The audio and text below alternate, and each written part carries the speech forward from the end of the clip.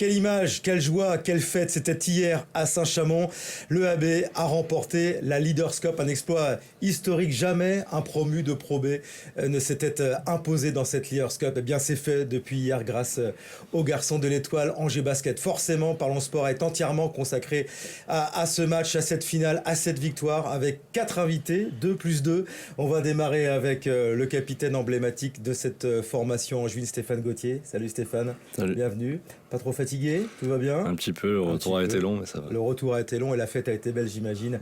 À tes côtés, Kevin Penhoen, le coach assistant de cette formation. Ça va, Kevin? Ça va, ça va. Vous me semblez assez frais, les garçons, finalement. Oui, ça va. Ouais, Vous n'avez pas fêté ça plus que ça? Malheureusement, il y a eu la trêve. Alors, il y a des garçons qui sont partis. On n'a pas pu vraiment fêter ça, mais on va se rattraper bientôt. Ouais, et puis vous vous rattraperez surtout devant votre public. C'est vrai que ça coïncide cette finale avec une trêve et vous recevrez Antibes le 3 mars. Et là, avec votre public, vous pourrez communier. On va revenir sur ce match, messieurs. On peut dire maîtriser de bout en bout. Je ne sais même pas si vous avez été une fois derrière, même si ça s'est décanté surtout après la mi-temps. Stéphane, on a l'impression que vous n'avez jamais douté, jamais eu peur face à Boulazac. Ouais, c'est vrai qu'on n'a pas vraiment douté. C'est un peu à l'image du match il y a 3 semaines qu'on a joué ici contre eux. Et vous les avez battus largement, 15 points. Ouais, c'est ça. On a bien maîtrisé le match, on a maîtrisé le tempo. C'est une équipe qui nous réussit. Et voilà, on l'a fait de bout en bout. On savait qu'ils allaient descendre au fur et à mesure d'intensité et d'agressivité. Et du coup, on a continué sur notre ligne de mire, on va dire. Et c'est comme ça qu'on a réussi à gagner. Ça s'est joué. On voit ces images là, à partir du 4e quart où là vous aviez fait l'écart. À ce moment-là, Kevin, vous savez depuis un petit moment que cette finale ne peut pas vous échapper. Même si à un moment ils reviennent à 8 points, je crois. Oui, après on voulait apporter beaucoup de sérénité sur la préparation du match. Et à ce moment-là aussi, où ils reviennent à 8 points, où ils prennent un peu, où ils mettent deux paniers à 3 points consécutivement. Ils réveillent un peu la salle. Il y avait quand même plus de supporters de Boulazac qui est un petit peu plus près géographiquement. Oui, il y avait un peu plus. Après, nos supporters nous ont bien poussés aussi. Ils ont fait du bruit dans la salle, on les a bien entendus. Vous les avez éteints, les supporters adverses. Ouais, on a réussi à réaliser le match pour faire en sorte qu'on ne soit pas inquiété sur la fin, quoi. Match parfait? Il n'y a jamais de match parfait, mais on n'en est pas loin quand même. Pour une finale, vous n'avez pas eu peur, vous avez tout maîtrisé. Est-ce que le fait d'avoir eu toute une semaine pour le préparer, d'avoir aussi ce petit ascendant psychologique, on peut en parler maintenant, ça a aidé? Oui, ça aide, surtout le fait d'avoir une semaine complète. Eux, ils étaient partis à Strasbourg en milieu de semaine. Ouais. Donc nous, on a pu vraiment régler les petits détails. On les avait joués 2 semaines avant. On avait repéré aussi ce qui avait très bien marché sur le match à Jean-Bouin. Et puis après, on a insisté sur les détails qui pourraient faire la différence. Et après, on a aussi beaucoup parlé, parce que c'était une finale, d'état d'esprit en abordant cette finale. Et du coup, la sérénité, c'était vraiment le mot-clé sur la semaine, quoi. Et puis vous aviez aussi repéré un peu cette salle, puisque vous aviez joué une semaine avant. Est-ce que ça compte, ça aussi, d'avoir un peu de repères? Ouais, on peut dire que ça compte. Après, ça reste des détails et ça reste un match sur terrain neutre, donc on n'a pas vraiment de repères, mais c'est vrai qu'on avait pu prendre un peu la température de la salle, tout ça. Ouais. Bon, on revient sur ce match. Là, on a vraiment vu que vous étiez une équipe, une vraie équipe, parce que Augustine Ferrel, votre pivot, prend rapidement des fautes. On se dit, c'est quand même pas bon signe. Akenji Williams fait sans doute pas le meilleur match de sa saison, même s'il est important. Mais tous les autres sont au diapason. Est-ce que ça reflète pas cette finale, ces 40 minutes, ce qu'est cette saison, et peut-être même depuis la saison dernière, cette équipe de l'EAB qui lâche pas, qui joue en équipe? Kevin? C'est vrai que on a eu Jonathan et Florian qui ont été vite fautés dans le match. Mais après, effectivement, le groupe a suivi, à l'image d'Arthur qui est rentré sur le terrain et qui a vraiment fait le job. Voilà, ils ont essayé à ce moment-là d'insister un peu sur lui et d'attaquer sur lui. Mais lui, il a fait le job, et puis ses coéquipiers autour se sont rassemblés pour l'aider aussi dans cette tâche et stopper Nicolas De Jong. Donc on a vraiment eu une équipe hier, à l'image aussi de Kevin qui revenait de blessure et qui a fait aussi un bon job sur ses rentrées, quoi. Stéphane, c'est historique, je le disais, c'est la première fois qu'un promu s'impose dans la Leaders Cup, ne perd aucun match. Vous avez gagné les 9 rencontres. Il y a un sentiment de devoir accompli et de fierté certainement d'avoir réalisé ça. C'est quoi l'état d'esprit aujourd'hui, là, un peu moins de 24 heures après? Ouais, je pense qu'on se rend pas vraiment compte de ce qu'on a fait. C'est vrai que c'est vraiment spécial. Je pense qu'un promu, normalement, il ne joue jamais la Leaders Cup. Il s'occupe vraiment que du championnat et du maintien dans un premier temps. Pour l'instant, c'est vrai que c'est un peu vague. Je pense on s'en rend pas vraiment compte. Vous êtes pris au jeu, en fait, c'est ça? Ouais, c'est ça. Et puis aussi d'être invaincu dans cette compétition qui est quand même vachement dure. Au début, en préparation, il y a toujours tu lâches toujours des matchs en général. Là, on en a lâché aucun. Voilà, je pense que c'est une victoire qui est vraiment méritée sur cette Leaders Cup. Il n'y a rien à dire. Et vous avez une grande expérience, mais voilà, c'est une ligne de plus au palmarès. C'est, on va dire, le deuxième trophée, parce que vous avez été vainqueur de la Nationale 1, champion de Nationale 1. Donc, mais c'est un trophée à part quand même, celui-ci, il va compter. Ouais, bien sûr. Après, chaque trophée a sa saveur. Après, c'est le premier de l'histoire pour le AB en Ligue, en LNB. Donc forcément, il est particulier. Après, celui de l'année dernière est tout aussi particulier aussi, mais ça reste de beaux trophées. Ouais. On voit quelques images de toi là, Stéphane. Il y a eu un 3 points du parking juste avant. Et puis là, cette interception derrière, bam, la fin de 2 passes, magnifique. Tu t'es senti comment dans cette finale? Tu es le capitaine de cette équipe, tu as emmené tout le monde. Comment tu juges toi ta performance, même si voilà, c'est une performance d'équipe qu'il faut saluer, mais déjà il est pas mal quand même, Kevin, à ce que cette petite interception à 3 points, même si en regardant les images on se dit il y a peut-être une petite faute. Oui, effectivement, il y a peut-être une petite faute, mais bon, il y a certains coups de sifflet aussi qui peuvent faire basculer un match ou autre. Là, voilà, c'est pas sifflé. On a peut-être eu aussi des fautes des fois qui n'ont pas été sifflées pour nous, mais en tout cas, cette action-là, elle était importante aussi, d'être capable de stopper, d'enchaîner 2 actions consécutives qui sont bonnes, de stopper et derrière de scorer, ça c'est important. Et on rappelle, on l'avait dit précédemment dans un reportage diffusé sur notre antenne, que c'était un match particulier pour toi, Stéphane. Boulazac, c'est ton club de cœur, formé là-bas, 9 saisons là-bas. Et évidemment, hier, tu as tout oublié sur le terrain. En tout cas, il n'y avait plus de copains. Ouais, bien sûr. Après, je connaissais pas beaucoup de joueurs en face qui étaient avec moi en centre de formation ou en pro. Il y avait Nico De Jong ou Paul Bilong que je connais un petit peu, mais après, c'est tous des nouveaux joueurs. Mais après, voilà, ça reste un club formateur. Tous les supporters, je les connais. Ils me connaissent aussi. Il y a eu un peu de chambrage en début de match, mais ça restait bon enfant. Et malgré tout, quand on joue une finale, on a envie de la gagner, peu importe le club qui est en face. Qu'est-ce qu'elle va changer maintenant, cette victoire? Alors, elle vous permet de rentrer en play-off, si bien sûr vous n'êtes pas dans position de relégable en fin de la saison. On ne vous souhaite pas parce que pour l'instant tout va bien. Est-ce qu'elle peut vous ouvrir d'autres perspectives? Elle peut vous amener un peu plus de confiance? Ouais, bien sûr. Là, je pense qu'on est complètement en confiance. On va savourer et on va dire que la saison est plutôt aboutie. Maintenant, il faut juste aller chercher le maintien dans un premier temps. Ouais. Après, on va prendre match après match. Et si on peut aller chercher une meilleure place en play-off que la 9e place, on est qualifié d'office en étant la dernière équipe si on n'est pas en play-off. Mais voilà, si on peut aller chercher une 6e, 5e place par exemple, pourquoi pas? Elle est pour faire peut-être une belle aventure en play-off. Après, on verra. On se refuse de rien. Mais dans un premier temps, il faut avoir ce maintien. Et voilà. Kevin, il n'y a pas de doute, c'est pas un titre qui va faire que l'équipe va se relâcher, c'est pas un aboutissement. La saison n'est pas terminée. Non, il y a encore l'objectif. Oui, il y a de l'ambition. Après, il y a un objectif initial qui est le maintien. Et l'idée, c'est d'aller chercher objectif après objectif. Donc, l'objectif premier, c'est le maintien. Et on doit se servir aussi de ce qu'on a réussi à faire durant cette finale, dans l'état d'esprit, dans la préparation du match, dans la semaine d'entraînement, pour pouvoir réaliser encore de belles performances en championnat. Elle tombe bien là, cette trêve, ça va permettre... ou alors vous dites on aurait bien aimé enchaîner pour le coup, ou ça fait du bien quand même de pouvoir un peu souffler avant de repartir? Ouais, ça fait du bien parce que c'est vrai que malgré tout on s'était mis quand même un peu de pression toute la semaine, que ce soit autour de nous, entre nous, les joueurs, etc. C'est quand même un contexte particulier. Là, ça nous permet vraiment de relâcher autant mentalement que physiquement. Donc là, on a 5 jours off et ça va nous faire du bien après pour repartir sur entre guillemets un nouveau championnat. Bravo messieurs, superbe, il est magnifique votre t-shirt, celui-là vous allez pouvoir le garder précieusement dans l'armoire. Est-ce que votre président et votre directeur sportif ont bien fêté ça eux aussi? On va voir quelle tête ils ont parce ils vont arriver juste derrière. C'était une vraie communion là tous ensemble hier. C'est un moment sympa ça quand même, non? Dans une carrière. Ouais, non, c'est sûr, c'est toujours des moments très sympas. Après, malheureusement, on n'était pas à domicile, donc on ne pouvait pas fêter la chose pareil qu'on l'aurait fait ici. Après, il y avait un match en plus après nous, donc c'est pas toujours facile. Mais malgré tout, j'espère qu'on fera quelque chose peut-être après la saison ou dans les jours à venir pour fêter ça tous ensemble.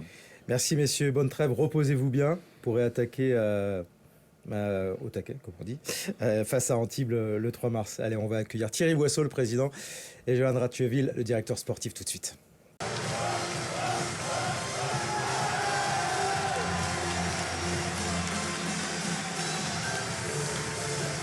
On enchaîne avec nos deux nouveaux invités, le président Thierry Boisseau et Johan Ratueville, directeur sportif. Bonjour messieurs, c'est vrai que vous avez des visages sereins, vous avez fêté ça, mais c'est quoi le sentiment aujourd'hui? J'imagine qu'hier on l'a vu sur les images, c'était l'euphorie de gagner un tel titre, c'était un exploit, rappelons-le. Aujourd'hui c'est quoi? Sérénité? Zénitude? Ouais, on a passé un week-end extraordinaire en étant à Saint-Chamond, on revient avec un trophée. C'est plein de sentiments positifs, c'est de très belles images qui resteront aggravées à jamais.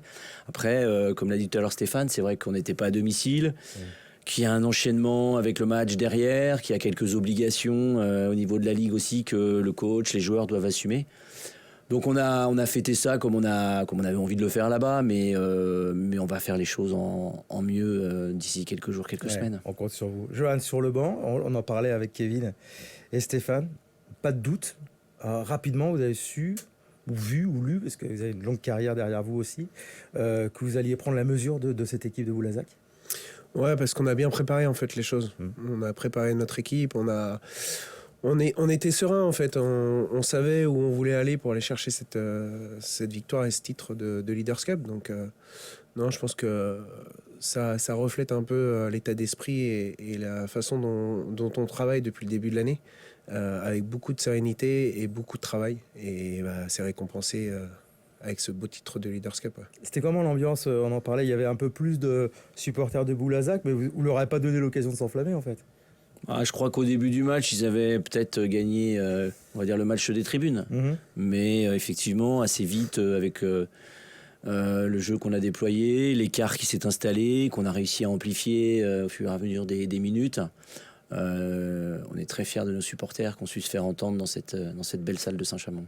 Et sur le jeu, est-ce que on en parlait, c'est la concrétisation de ce que vous aviez fait en avant-saison, c'est-à-dire qu'une équipe de joueurs revanchards, qui ont leur place en Pro B, même si on leur a dit en début de saison, les médias spécialisés, paraît-il, vous êtes la dernière masse salariale, donc vous allez peut-être redescendre.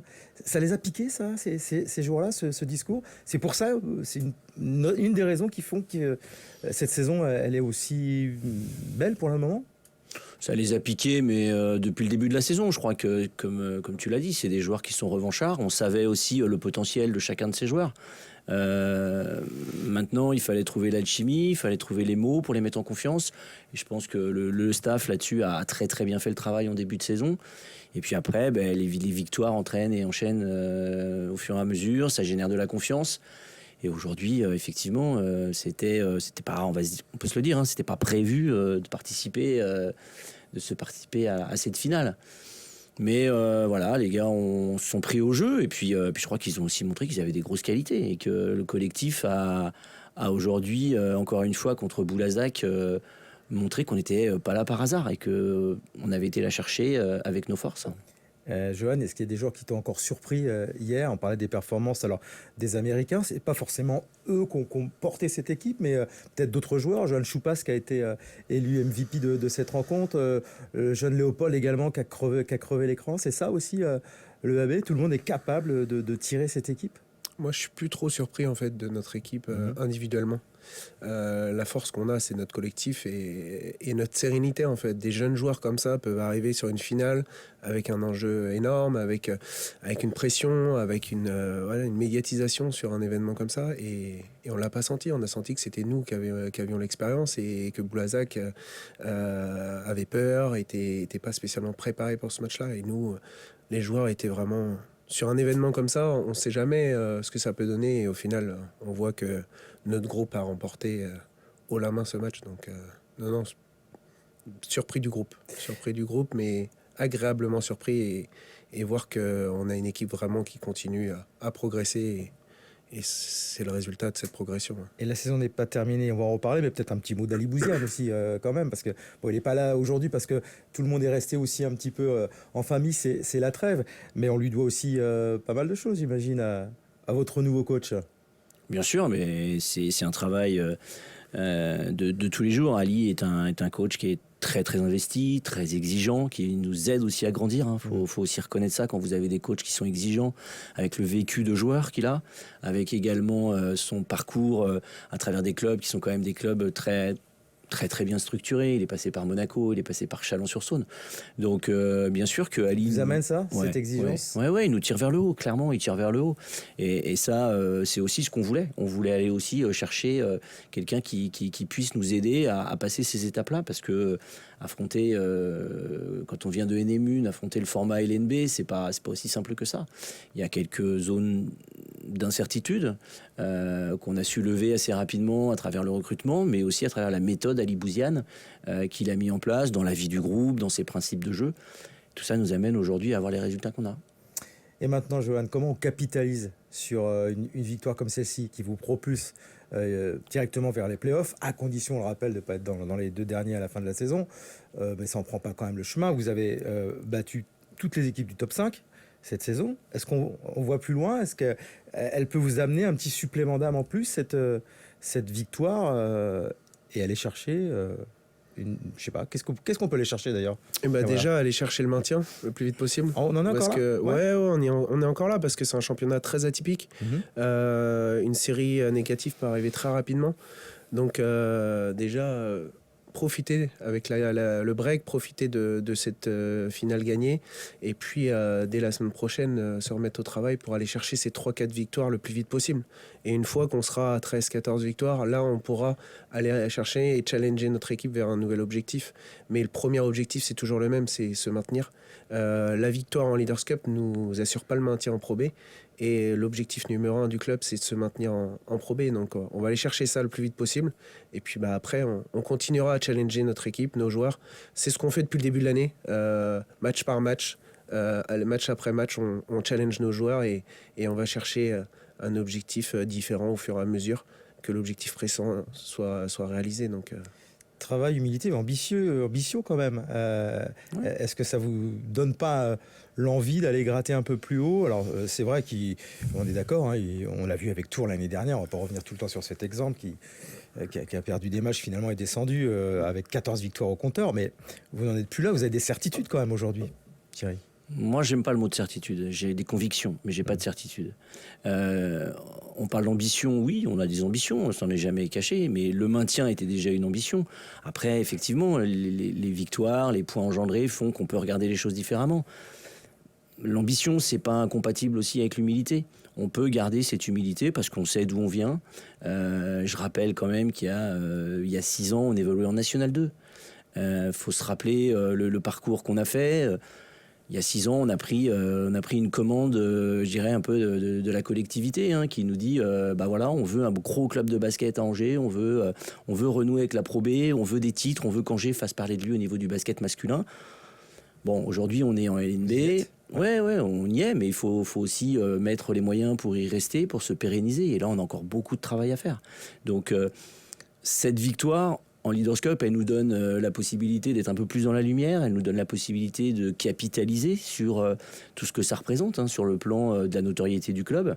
Maintenant, on a un travail à faire aussi localement pour justement associer et co-construire avec le monde économique local notre développement des prochaines saisons. Ça passera par là. Aujourd'hui... Est-ce que coup de projecteur peut vous y aider? Ah mais Cette victoire, ça c'est doit cette être coupe, là, qui est là. ça doit être un élément facilitateur et j'espère accélérateur de notre projet de développement. On sait où on veut aller. J'avais à la fin de notre parcours en National 1, j'avais annoncé qu'on venait d'écrire le tome 1 et qu'il fallait écrire une nouvelle page pour le club. Les premières sont plutôt Un beau chapitre là. plutôt attrayantes, Ouais. plutôt sympathiques. On a écrit des belles pages tous ensemble hier, mais il en reste encore à faire. Faut pas croire qu'on est arrivé. Ça serait une grosse erreur dans le développement du club. Il reste beaucoup de choses à faire, mais on sait où on veut aller. Merci messieurs, profitez bien de ce repos aussi. On vous attend donc le 3 mars, on attend tout le monde d'ailleurs, il faut que la salle soit pleine. Ouais, on Là, il y a un gros besoin challenge, hein. on a besoin de le partager avec notre public. Ah oui, certainement, et je pense qu'ils ont très envie également de partager avec vous. Ça sera face à Antibes, et pour pousser ces joueurs parce que vous l'avez amplement mérité. Bravo en tout cas messieurs. Merci Thierry. Merci beaucoup. Bravo à vous, on se retrouve la semaine prochaine, nouveaux invités dans Parlons Sport. Bye bye.